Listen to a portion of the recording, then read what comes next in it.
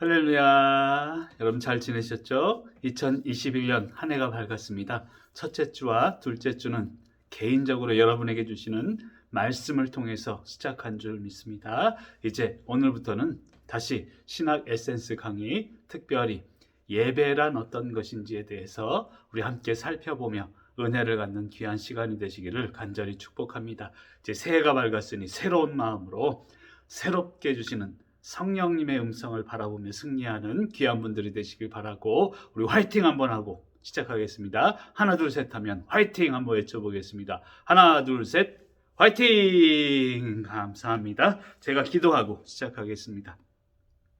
사랑의 하나님 감사합니다. 오늘도 귀한 시간 허락하시고 2021년 한 해 하나님의 은혜 가운데 시작할 수 있도록 인도하시니 감사합니다. 첫째 주와 둘째 주는 개인적으로 주시는 하나님의 말씀대로 살았음을 믿사오니 이제 새로운 마음으로 다시금 시작하는 귀한 한 해가 되게 하시고, 예배가 어떤 것인지에 대해서 분명히 깨닫는 귀한 시간 되게 하여 주시옵소서. 성령 하나님, 우리와 동행하여 주셔서 하나님의 신비한 말씀을 깨닫는 귀한 시간 되게 하여 주시옵소서. 감사드리오며 예수 그리스도 이름으로 축복하며 기도드립니다. 아멘.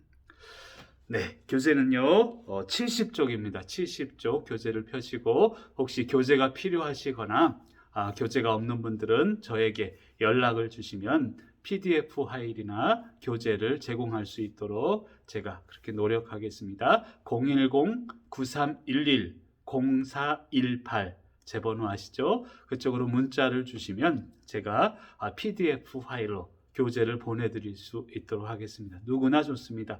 행여나 이 강의를 듣는 분 중에 주저하지 마시고 교재가 필요한 분들은 저에게 문자로 요청해 주시면 하나님의 말씀을 나누어 드리도록 하겠습니다. 자, 일단 교재 70쪽을 한번 펴시고요. 자, 예배란 무엇인가에 대해서 살펴보도록 하겠습니다. 제1장 영과 진리의 예배에 대해서 살펴볼 텐데요. 먼저 우리 요한복음 4장 19절에서 24절에 있는 말씀을 같이 한번 한 목소리로 봉독합니다. 여자가 이르되 주여 내가 보니 선지자로소이다. 우리 조상들은 이 산에서 예배하였는데 당신들의 말은 예배할 곳이 예루살렘에 있다 하더이다. 예수께서 이르시되 여자여 내 말을 믿으라. 이 산에서도 말고 예루살렘에서도 말고 너희가 아버지께 예배할 때가 이르리라. 너희는 알지 못하는 것을 예배하고 우리는 아는 것을 예배하노니 이는 구원이 유대인에게서 남이라. 아버지께 참되게 예배하는 자들은 영과 진리로 예배할 때가 오나니 곧 이때라. 아버지께서는 자기에게 이렇게 예배하는 자들을 찾으시느니라. 하나님은 영이시니 예배하는 자가 영과 진리로 예배할지니라. 아멘. 자, 오늘 말씀을 자세히 한번 살펴보도록 하겠습니다. 먼저 19절, 20절 말씀에 보면 이 산에서 예배하였는데, 사마리아인들은요 그리심 산에서 예배하는 그러한 전통이 있었습니다. 그것에 대해서는 이따 설명하기로 하고요. 그러니까 이 산에서 예배하였다는 것은 사마리아인들이 그리심 산에서 예배하였음을 이야기하는 것이고요. 당신들의 말은 예배할 곳이 예루살렘에 있다. 유대인들은 예루살렘 성전에서 예배드린다. 예배드리는 장소가 다르다는 것을 여인이 이야기하는 것이죠. 근데 21절에 보면 예수님이 뭐라고 하냐면 이 산도 아니야, 예루살렘도 아니야, 그리고 아버지께 예배할 때가 이를 것이다 라고 이야기합니다. 여기서 우리가 알아야 되는 것은 이 산도 아니고 예루살렘도 아니고 이것은 장소를 의미합니다. 그런데 예수님이 이야기한 것은 시간을 얘기합니다. 이 산에서 드려, 예루살렘에서 드려, 이게 아니라 하나님께 예배할 때 그 시간이 온다라고 이야기하죠. 여기서 중요한 개념을 먼저 머릿속에 담고 강의를 따라오시길 바랍니다. 여인은 장소를 물었어요. 이 산입니까? 예루살렘입니까? 그런데 예수님은 그럼 이 산이다, 예루살렘이다가 아니라, 장소가 아니라 시간으로서 예배할 시간, 때가 이른다, 예배의 시간으로 대답했다는 것. 장소가 아니라 시간이구나, 이것을 먼저 머릿속에 담고 따라오시길 바랍니다. 그러면서 22절에 보면 너희는 알지 못하는 것을 예배하고 우리는 아는 것을 예배한다. 사마리아인들은 알지 못하는 것, 그리고 우리 유대인들은 아는 것을 예배하는데, 이것이 뭐냐면 구원이 유대인에게서 납니다. 예수 그리스도에게서 나는 것을 아느냐 모르느냐, 이것이 예배의 핵심이다라는 것이죠. 그리고 23절에 보면 하나님께 예배하는 자들은 영과 진리로 예배할 때가 오나니 곧 이때라. 계속해서 예수님은 예배의 시간으로 답하고 있다는 것을 먼저 기억하시길 바랍니다. 이때입니다. 이때가 예배할 때입니다. 여러분, 지금 코로나로 인해서 대면인가 비대면인가 예배당에도 못 나오는 분들도 계시죠. 근데 이때가 예배할 때라는 거예요. 이때가 진정으로 예배할 때임을 하나님은 이야기하고 있다는 것입니다. 아버지께서는 왜냐하면 예배하는 자들을 찾으시느니라. 지금 대면이냐 비대면이냐 이게 아니라 진정으로 어떠한 방식으로 예배를 드리든지 진정으로 예배하는 자를 찾으심을 믿으시기 바랍니다. 마지막 24절은 여러분 너무 잘 알고 있는 말씀이죠. 하나님은 영이시니 예배하는 자가 영과 뭐로? 맞습니다. 진리로 예배할지니라. 아이러니한 것은요, 이 예배 때마다 선포되는 이 거룩한 말씀이 너무도 부끄러운 사마리아 여인, 수가성 여인에게 선포한 말씀이란 게 너무도 아이러니합니다. 왜 그렇습니까? 우리 예배드리는 나도 그렇고요, 여러분도 그렇고 수가성 여인과 같이 부끄러운 모습이 있다는 거예요. 그런데 부끄러운 모습 그대로 예배하는 자, 영과 진리로 예배할 때 진정한 예배가 하나님께 영광 돌리는 예배가 될 수 있다는 뜻입니다. 그것을 기억하고 따라오시기를 간절히 소망합니다. 다시 한번 설명을 드리면 21절에서 여인이 물어본 것은 장소입니다. 이 산입니까? 예루살렘입니까? 그런데 예수님이 대답한 것은 21절 말미에서 보면 이 산도 아니고 예루살렘도 아니고 예배할 때가 이르니라. 이것은 예배의 시간으로 예수님이 답했다는 것이죠. 한마디로 결론적으로 얘기하면 예수님이 말씀하는 것은 장소가 문제가 아니라는 거예요. 시간이 문제인데, 때가 문제인데, 이 때라는 것은 뭐냐면 예배의 본질을 의미합니다. 예배의 본질을 회복하고 예배의 본질대로 예배드리는 그 시간, 그때가 바로 이때라는 거예요. 지금 코로나19로 인해서 대면하면서 예배하지 못하지만 여러분, 저는 그렇게 생각합니다. 사람끼리 대면하는 예배가 대면 예배가 아니에요. 진정한 대면 예배는 하나님을 대면하는 예배입니다. 비록 가정에서 드릴지라도, 비록 성전에 나와 드리지 못하는 지금 상황일지라도 진정한 마음으로 하나님을 대면할 때 그것이 대면 예배인 줄 믿습니다. 제가 교회사를 공부하다 보니까요, 우리 인류 최초의 비대면 예배는 제가 볼 때는 로마 시대의 카타콤에서 드리는 예배인 것 같아요. 여러분, 모일 수가 없었어요. 로마의 박해 속에서 초대교회 성도들이 모일 수가 없었습니다. 지하에서 자기 단칸방에서 최선을 다하여서 영과 진리로 그들은 예배를 드렸다는 것입니다. 여러분, 카타콤에서 지하에서 드렸다고 그분들이 진정으로 예배를 드리지 않았을까요? 아니, 오히려 더 간절한 마음으로 예배를 드렸으리라고 믿습니다. 지금이 이때라는 거예요. 여러분, 대면이냐 비대면이 이거 갖고 싸울 때가 아닙니다. 진정으로 영과 진리로 드리는 귀한 예배를 드리시기를 간절히 축복합니다. 그러면 1번, 예배를 말씀하실, 예수님이 예배를 말씀할 당시의 상황을 좀 알아야 되는데 먼저 역사적 상황을 알아보자는 것입니다. 요한복음 4장 19절에서 24절, 아까 우리가 읽었던 말씀은 예수님과 수가성 여인, 사마리아 여인이죠. 수가성 여인과 나눈 대화 내용인데요. 그 당시에 사마리아인, 그것도 여인과는 유대인들은 상종하지도 않았습니다. 우리 강의를 듣는 여성분들은 좀 죄송합니다만 그 당시에는 그랬다는 거예요. 사마리아인이었습니다. 이것도 상종하지 않는데 그 중에서도 여인이었다면 더욱더 이야기를 섞지도 않고 상종하지도 않았던 그런 사람과 멸시받던 한 여인과 예수님이 대화를 나누면서 너무 중요한 말씀, 요한복음 4장 24절, 하나님은 영이시니 예배하는 자가 영과 진리로 예배할지니라, 이 말씀을 이 여인에게 하셨다는 거예요. 저는 성경을 연구하다 보면요, 참 아이러니한 게 많습니다. 하필이면 이런 뜻이, 이런 마음이 들 때가 많아요. 여러분, 하필이면 왜 이렇게 부끄러운 여인에게 이 거룩한 말씀을 하셨을까? 거룩한 아마 대제사장이나 거룩한 사람들, 성경학자들에게 이런 말씀을 했으면 좋았을 걸. 왜 하필이면 이런 여인에게 했을까? 이런 고민을 하게 된다는 것이죠. 그것이 바로 우리 성경이 이야기하는 아이러니고 성경이 이야기하는 은혜입니다. 받을 수 없는 내가 받을 수 있다는 것, 이것이 진정한 은혜임을 믿으시길 바랍니다. 어찌되었건 교재로 다시 들어가서 이 당시에 이 말씀을 하게 된 여인, 이 말씀을 이해하기 위해서는 사마리아와 당시 이스라엘 과의 갈등 관계를 좀 알아야 된다는 것이죠. 여러분, 남유다와 북이스라엘로 갈라지게 됩니다.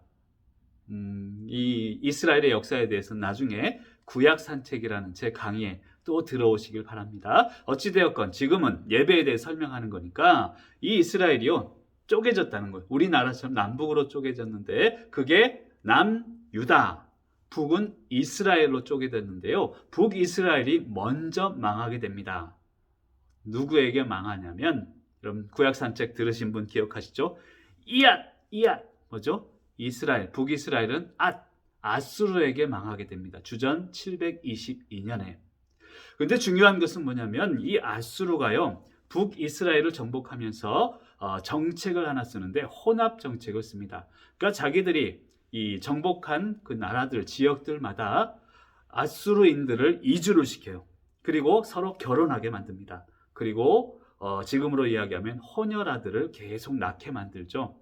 그러면서 혼합 정책을 실시하게 된다는 것입니다. 그래야 아수르가 이 정복한 나라들을 잘 다스릴 수 있기 때문에 그렇죠. 그러다 보니까 종교적으로도 혼합주의가 들어오게 됩니다. 그러니까 종교적 혼합주의가 북이스라엘에게 들어오게 되는 것이죠. 그 주요 지역이 어딘가 하면 사마리아 지역이었습니다. 그러니까 아수르인들을 주로 이주시키고 이스라엘 민족과 결혼시키고 혼혈아들이 계속 낳아지게 된 곳이 바로 사마리아라는 지역이라는 이야기죠. 그러면서 종교적으로 혼합주의가 생겨나게 되고 이것이 바로 문제가 된다는 것입니다. 교재 70쪽 중반부에 보면 밑줄 친 부분이 있어요. 그 결과 종교적 혼합주의가 북이스라엘 사이에서 팽배하게 되었고 사마리아에 사는 사람들은 하나님을 섬기면서 동시에 이방신을 섬기는 상황에 이르게 되었습니다. 여러분, 그 사마리아에 사는 이 이스라엘 민족들이 아수르인들이 오긴 왔어요. 결혼했지만 하나님을 섬겼습니다. 근데 더 문제는 뭐냐면 하나님을 섬기면서 동시에 이방신도 섬겼다는 거예요. 여러분, 불신이라는 것은요, 제가 지지난주에 그런 글을 썼습니다. 불신은 안 믿는 것이 아니라 너무 많은 것을 믿는 것이다. 여러분, 안 믿는 게 불신이 아니에요. 우리 현대인들은 누구나 믿습니다. 무언가를 믿는데 너무 많은 것을 믿는 게 불신이라는 것. 재물을 믿습니다. 권력을, 명예를 믿고 내가 가진 모든 것들을 믿게 되죠. 하나님 외에 다른 것들도 믿는 것. 하나님도 믿지만 다른 것도 믿는 게, 이게 불신이라는 거예요. 이게 종교적 혼합주의인데 이러한 종교적 혼합주의가 들어오면서 사마리아에 살던 아수르와 결혼해서 살던 북이스라엘 민족들이 이제 정체성이 혼란을 갖게 되고 시간이 흐르면서 그들은 혼혈 민족으로 이 유대인들에게 낙인을 찍히게 된다는 것이죠. 그래서 그런 이유로 해서 사마리아인이다라고 하면 너희들은 우리하고는 순수성이 달라. 그러면서 계속 배척하게 되었던 것입니다. 물론 이 남유다, 아까 북이스라엘은 아수르에게 망했는데요. 남유다는 유바입니다. 유바. 여러분, 유부초밥 비슷하잖아요. 유바초밥은 없지만 유다는 바벨론에게 나중에 BC 586년에 망하게 되는데요. 근데 다행스러운 것은 이 바벨론은 이러한 혼합 정책을 쓰지는 않았습니다. 유화 정책을 쓰면서 이 남유다 민족을 잘 흡수를 했죠. 그러다 보니까 순수성을 유지하게 되고 종교적으로 혼합주의가 들어오지 않았다는 것이죠. 그러다 보니까 시간이 흐르면서 북이스라엘, 아수르에게 망한 사마리아인들이죠. 나중엔 사마리아인들로 불립니다. 이 사람들은 종교적으로 혼합주의, 혼혈민족으로 쭉 낙인이 찍히게 되었고, 남유다, 이 사람들은 나중에 이스라엘로 불리게 되죠. 이 남유다인들은 너희들하고는 나는 차원이 달라. 이러면서 사마리아인과 유대인들은 극과 극을 달리게 되었고, 이러한 상황이 바로 그 당시의 역사적 상황이라는 거예요. 그래서 그 70쪽 중반부에 보면 포로에서 돌아온 밑쪽에 있습니다. 포로에서 돌아온 유다는 북방 이스라엘의 종교적 혼합주의와 인종적으로 혼혈임을 비판하는 입장이 되었고, 북방 이스라엘은 자연스럽게 이 사마리아인들, 북이스라엘인들은 상처와 소외감을 가지게 되었습니다. 후에 북이스라엘은 사마리아인으로 불려지게 됐고, 남유다는 그냥 유대인으로, 이스라엘로 불려지게 되었다는 것입니다. 그래서 이런 마찰이 그 당시에 극성하게 됐고, 사마리아인과 유대인들은 상종하지도 않게 되었다는 것이죠. 이게 그 당시에 역사적 상황인데, 예수님은 이 사마리아인 만났고 그것을 넘어서죠. 우리가 예배 때마다 불리는 하나님은 영이시니 예배하는 자가 영과 진리로 예배할지니라, 이 말씀을 이 상종하지도 않는 이 사마리아 여인에게 하셨다는 것입니다. 그것이 바로 성경이 주는 은혜입니다. 나 같은 부족한 사람에게도 복음의 능력이 임한다는 것을 믿으시길 바랍니다. 그럼 71쪽으로 넘어가서 두 번째, 그럼 아까 얘기했던 그리심산과 예루살렘, 그러니까 예루살렘이냐 그리심산이냐, 이것을 통해서 또 이스라엘과 또 남유다, 사마리아의 이스라엘, 남유다와 북이스라엘, 그러니까 사마리아의 갈등이 있었다는 것이죠. 자, 에스라 4장 1절에서 6절과 느헤미야 2장 19절 20절을 살펴보면, 시간이 없으니까 여러분 다 읽었으리라고 믿고요. 읽지 못한 분은 잠깐 동영상 멈추세요. 멈추면 제 얼굴이 탁 멈춰가지고 이상할 텐데, 그래도 멈추시고 읽어보세요. 읽었다고 치고 제가 빨리빨리 진행합니다. 자, 4장 1절에서 6절에 보면 1번 1절에 보면 사로잡혔던 자들의 자손이라고 표현합니다. 이것은 바로 사로잡혔던 그 유대인들을 이야기하는데요. 사마리아인들을 이야기하는데요. 2절 말씀에 보면 우리도 너희와 함께 건축하게 하라. 우리도 예루살렘 성전 건축하게 하라. 그랬더니 3절에 보니까 우리 하나님의 성전을 건축하는데 너희는 우리와 상관이 없다. 사마리아인들, 너희는 성전 건축하는데도 너희는 할 수가 없어. 이런 얘기를 하는 것이죠. 그래서 4절을 말미에 보면 그 건축을 방해하되라고 시작합니다. 여러분, 이 예루살렘 성전 건축이요, 얼마나 좋은 기회입니까? 아까 역사적으로 둘이 극한 상황 가운데 대립되어 있지만 예루살렘 성전을 통해서 하나가 될 수 있는 기회를 하나님이 주신 거예요.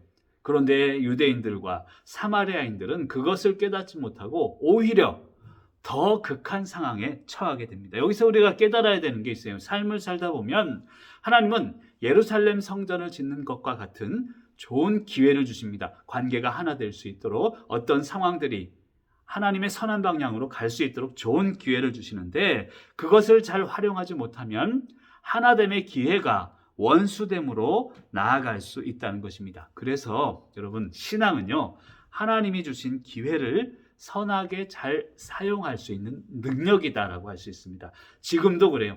지금도 코로나19의 위기지만 이것은 기회입니다. 예배에 대한 간절함을 회복할 수 있는 기회입니다. 이것을 잘 활용할 때 하나님은 은혜를 주십니다. 그런데 4장 1절에서 6절에 보면 사마리아인들과 유대인들은 이 예루살렘 성전이란 좋은 기회를 선용하지 못하고 오히려 더 극한으로 쳐닫게 되는 것이죠. 그래서 건축을 방해하는 사마리아인들이 생겨나게 되었다는 것이죠. 느헤미야 2장 19절 20절에도 보면, 거기 보면 산발랏이 나옵니다.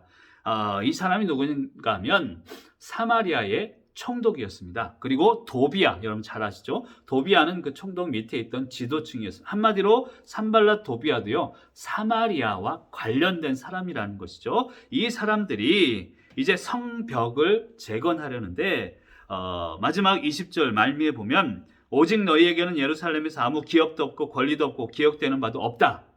계속 방해하면서 서로 또 대립하고 있다는 것이죠. 성전도 대립이요, 성벽도 대립입니다.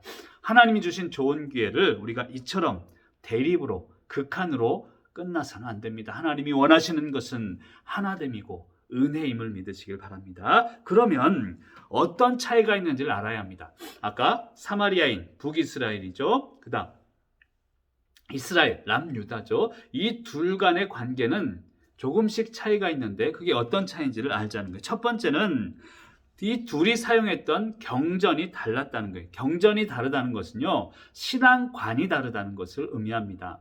무슨 말인가 하면 사마리아인들은 모세 오경만을 성경으로, 경전으로 인정을 했다는 거예요. 특이하죠. 그런데 유대인들, 이 이스라엘인들은 나머지 34국, 그러니까 우리가 사용하고 있는 구약 전체를 인정을 했다는 거예요.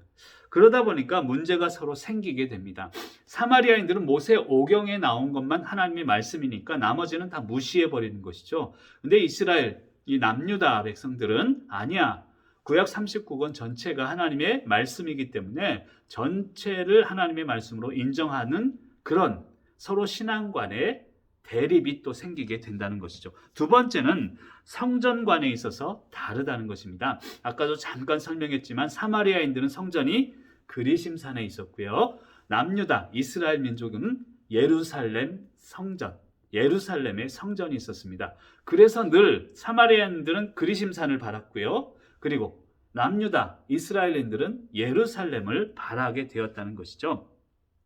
그것이 문제가 있었다는 것입니다. 신명기 12장 5절에 보면 그런 말씀이 있습니다. 오직 너희의 하나님 여호와께서 자기의 이름을 두시려고 너희 모든 지파 중에서 택하신 곳인 그 계실 곳으로 나아가서라고 이야기를 합니다. 그 계실 곳, 그 하나님이 계시는 곳이 어디인가, 이것의 차이가 있었다는 것이죠.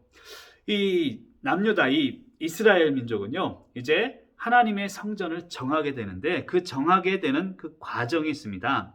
다윗이요, 하나님 앞에 범죄를 많이 이제 범하게 돼요. 그럼에도 불구하고 하나님이 다윗을 사용하시는 것은 회개할 줄 알고 돌아올 줄 알고 다시 하나님만 의지할 줄 알았다는 것이죠. 근데 중요한 것은 다윗이 하나님 앞에 백성의 인구를 계수합니다.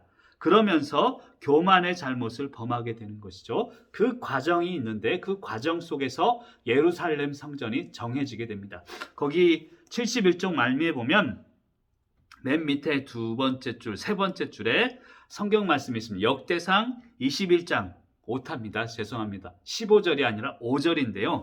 역대상 21장 5절과 22장 1절, 역대하 3장 1절을 쭉 이어서 보시면 예루살렘 성전이 어떻게 이어졌는지, 생겨났는지를 알게 됩니다. 자, 역대상 21장 5절을 제가 읽습니다. 요압이 백성의 수요를 다윗에게 보고하니 이스라엘 중에 칼을 뺄 만한 자가 110만 명이요 유다 중에 칼을 뺄 만한 자가 47만 명이라. 이 말이 이야기하는 것은 다윗이 자기의 군사들을 숫자가 얼마나 되는지를 계수합니다. 이 말의 의미는 뭐냐면 내가 이처럼 힘센 자가 되었다, 교만했다라는 것을 이야기하고 있는 것이죠. 다윗이 하나님 앞에 백성을 계수하면서, 군사를 계수하면서 교만함의 극치를 달리게 됩니다. 그러면서 하나님의 음성을 듣게 되는데, 이 역대상 21장 후반부를 쭉 읽다 보면요, 예루살렘에 있는 오르난의 타작마당에서 하나님께 제사드리고 예배드리고 하는 장면들이 나옵니다. 오르난의 타작마당을 기억하시고요.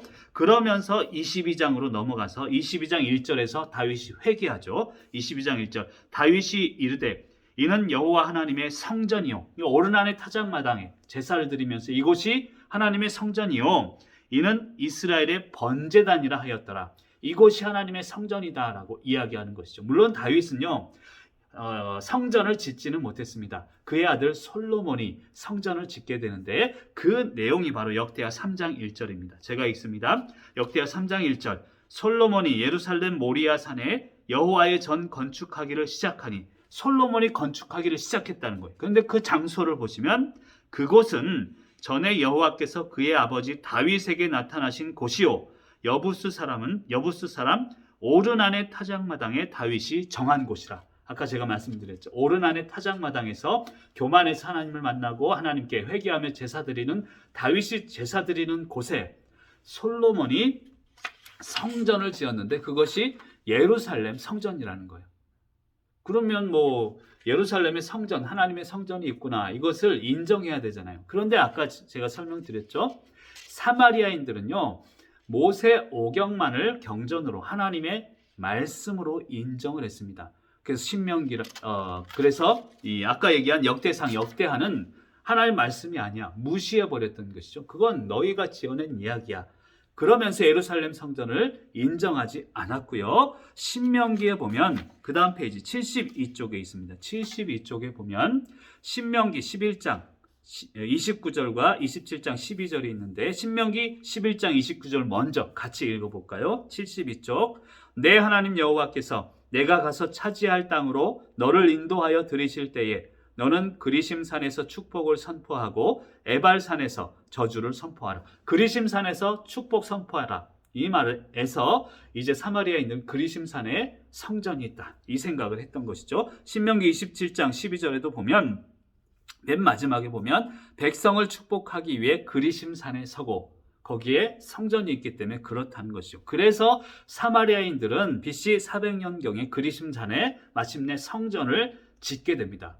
예루살렘 성전이 아닌 그리심산에 성전을 짓게 되는데, 나중에 시간이 흘러서 약 270년 후 주전 BC 129년에 이 성전도 파괴되고 말았습니다. 그런데 성전은 파괴되었지만 사마리아인들은 여전히 그리심산에서 예배드리고 그리심산을 바라고 있었던 것이죠. 그래서 이 산입니까? 예루살렘입니까? 라는 질문을 사마리아인으로서 당연히 하게 되었다는 것이죠. 이런 상황에서 예수님이 21절에 이야기합니다. 여자여, 내 말을 믿으라. 이 산에서도 말고 예루살렘에서도 말고 너희가 아버지께 예배할 때가 이르리라. 너무 중요한 거예요. 이 개념을 여러분들 아셔야 되는데, 이 사마리아 여인은 장소를 물은 거예요. 여깁니까 저깁니까? 그런데 예수님은 여기다 저기다 장소로 이야기하지 아니하고 예배할 때가 이때다, 예배할 때가 이를 것이다, 예배의 시간 개념으로 대답했다는데 의미가 있습니다. 이것을 잘 이해하기 위해서 제 강의를 좀 잘 따라오시길 바랍니다. 그럼 두 번째, 큰 두 번째, 자, 예수님의 가르침이 무엇인가? 수가성 여인에게 주신 예배에 대한 가르침입니다. 자, 요한복음 4장 5절에서 18절에 보면, 자, 5절에 보면 사마리아에 야곱의 우물이 있더라라고 이야기합니다. 제가 빨리 진행하니까 여러분들 못 읽으신 분들은 잠깐 또 멈추시고 읽고 따라오시기 바랍니다. 자, 사마리아에 5절에 야곱의 우물이 있는데 6절에 보니까 6시쯤 돼서 우물 곁에 앉았다라는 것입니다. 6시라는 것은요, 이스라엘의 시간은 플러스 6을 더하면 지금 시간하고 같습니다. 6시라는 것은 더하기 6하면 12시, 정오를 이야기하는데요. 정오 12시는요,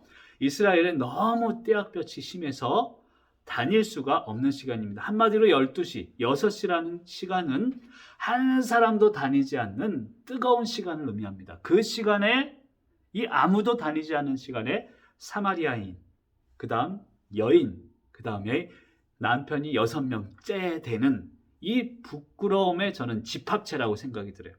부끄러움의 집합체인 이 여인이 물을 기르러 나왔다는 거예요. 왜 그 시간에 나옵니까? 사람이 없으니까. 나는 부끄러운 존재니까 사람이 없는 6시, 12시를 택해서 우물가에 물을 기러야 살 거 아니에요. 그 물을 기르러 나왔다는 거예요. 나는 부끄러워요. 그렇지만 물은 필요하고, 사람이 아무도 없는 시간에 물을 기르러 나온 게 6시쯤 되었다라는 뜻입니다. 7절에 보면 사마리아 여자 한 사람이 그 동네에 들어갔는데, 9절에서 이제 예수님과 이야기를 하죠. 예수님이 물을 좀 달라 하니까 유대인으로서 사마리아 여자인 나에게 물을 달라 합니까? 유대인, 사마리아인 나, 대립하고 있다는 것을 이야기하죠. 근데 10절에서 예수님이 대답합니다. 내가 하나님의 두 가지를 얘기하는 하나님의 선물, 이건 구원의 선물이죠. 그걸 알았더라면, 안타깝죠. 두 번째는 내가 물 달라 하는 내가 이가 누구인 줄 알았더라면, 이것은 뭐냐면 구원의 선물을 주시는 구원의 원천 예수 그리스도죠. 그러니까 구원이 무엇인지 알았더라면, 두 번째는 너 앞에 있는 물 달라 하는 이가 누구인 줄, 구원을 주는 이인 줄 알았더라면, 이 두 가지를 지금 사마리아인은 몰랐다는 것이죠. 그러면 오히려 내가 그에게 구하였을 것이다, 이런 이야기를 하고 있다는 것이죠. 그래서 11절에 보면 그럼 그 생수를 어디서 얻습니까? 이 여인이 이야기하는 건 육신을 채울 수 있는 물을 이야기하는 거예요. 12시에 물을 길러 나오면 너무 힘들어요. 그 생수는 어디 가서 내가 편하게 구할 수 있습니까? 육신의 생수를 구하고 있는 것이죠. 그런데 예수님은 14절에 보면 영생하도록 솟아나는 샘물, 영원히 목마르지 아니할 것이다 라고 하면서 영혼의 생수를 주시고 계십니다. 이 여인이 이야기하는 건 육신의 생수예요. 근데 주님께서 주시는 것은 영원히 목마르지 않는 영혼의 생수를 주신다는 것입니다.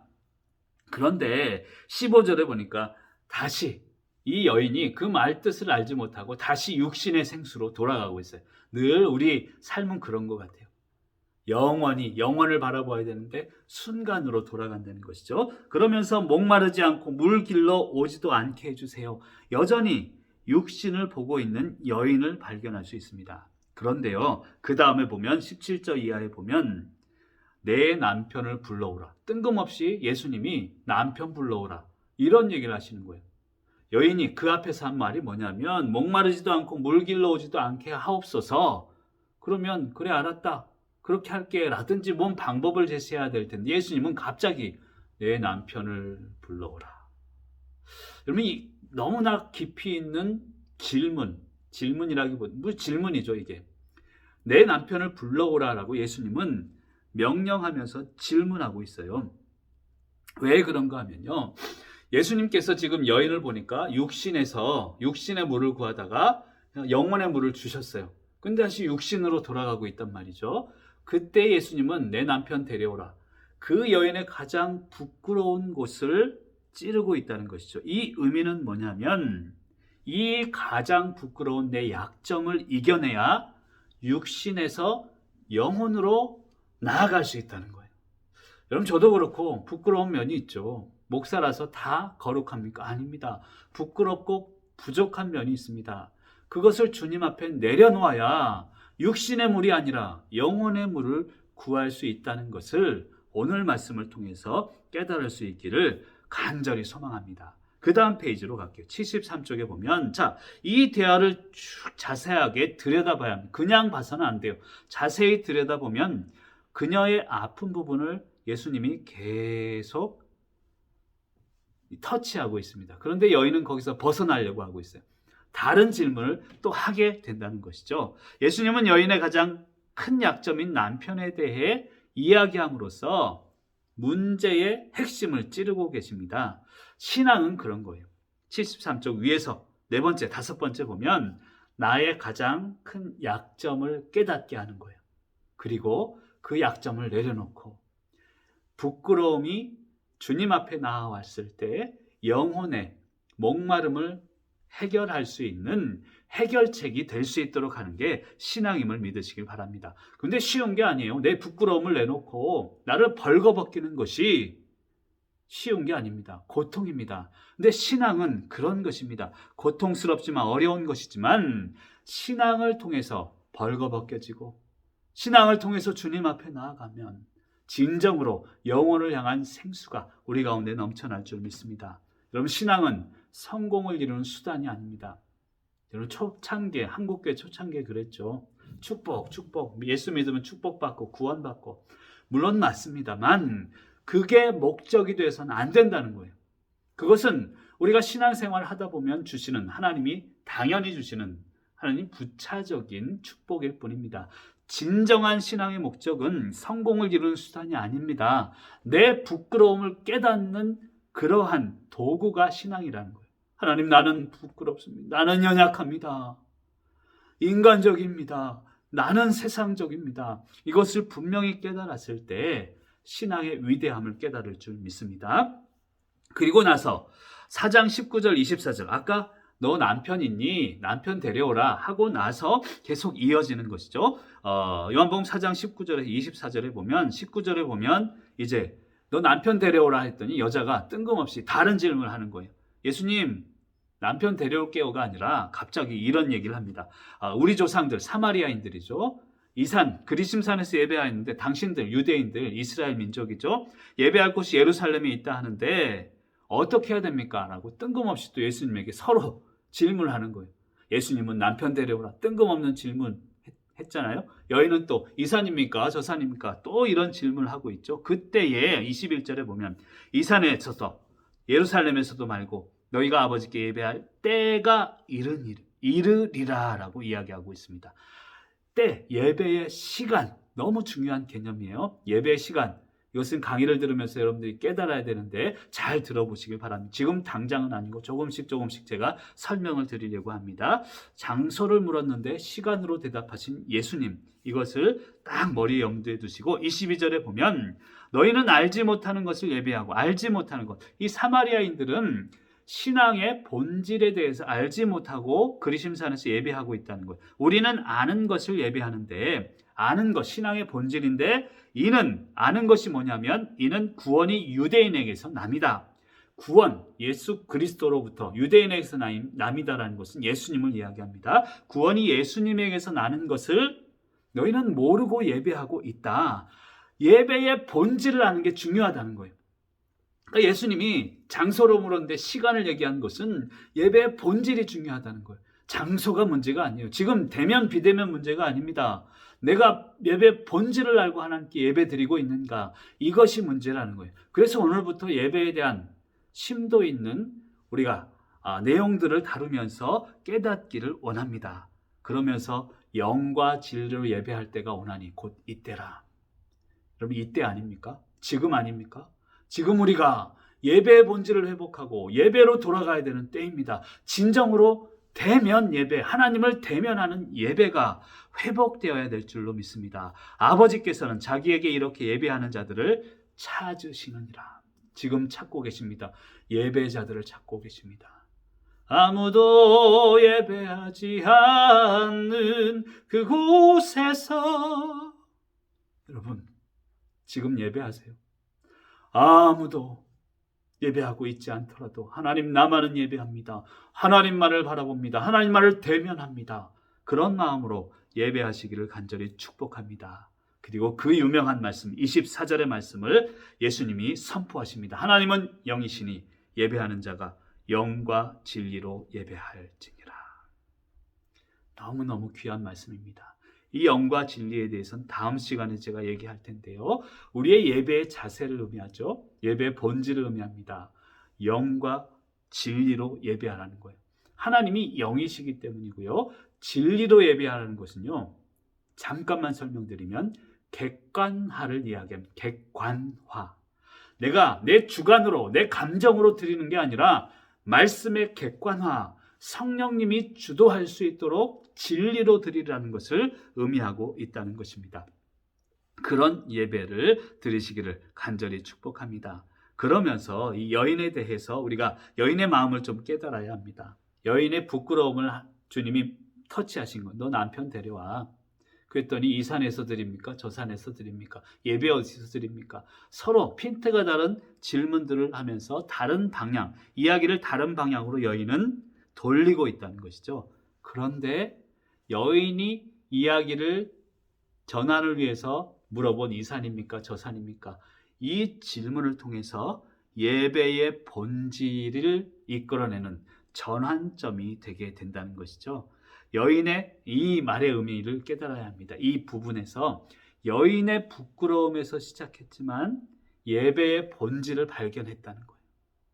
나도 마찬가지죠. 우리도 마찬가지죠. 내 약점이 있고 내 부끄러움에서 시작됐지만 예배의 가치를 발견하는 것이 신앙입니다.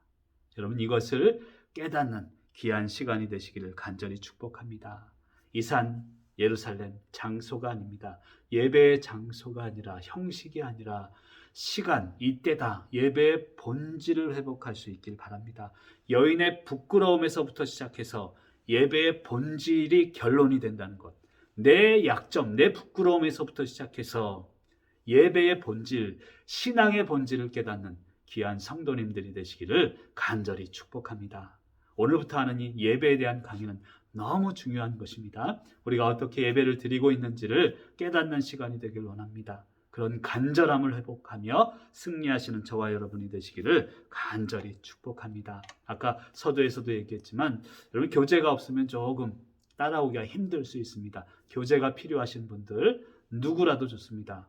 그냥 제 핸드폰 거기다가 문자 남겨주세요. 그럼 제가 PDF 파일로 제가 만든 교재를 보내드리겠습니다. 그것을 통해서 함께 은혜 나누시길 바랍니다. 010-9311-0418 문자 주시면 제가 보내드리고, 제가 이렇게 말씀드리는 이유는 한 분이라도 예배에 대한 본질을 깨닫기 원하는 목사의 마음입니다. 간절함입니다. 누구라도 예배에 대한 본질을 깨닫는 지금 시대, 곧 이때라. 그것을 깨닫는 저와 여러분이 되시기를 간절히 축복합니다. 오늘 여기까지 하겠습니다. 기도하시겠습니다. 사랑의 하나님 감사드립니다. 오늘도 귀한 시간 허락하시고 영과 진리로 예배 드리라 하시는 하나님의 음성을 듣게 하시니 감사를 드립니다.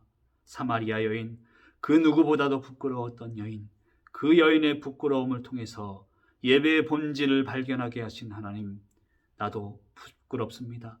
연약합니다. 나의 부끄러움을 통하여서 우리 인생의 본질을, 인생의 가치를 발견하는 귀한 성도님들 될 수 있도록 축복하여 주시옵소서. 감사드리오며 예수 그리스도의 이름으로 축복하며 기도드립니다. 아멘.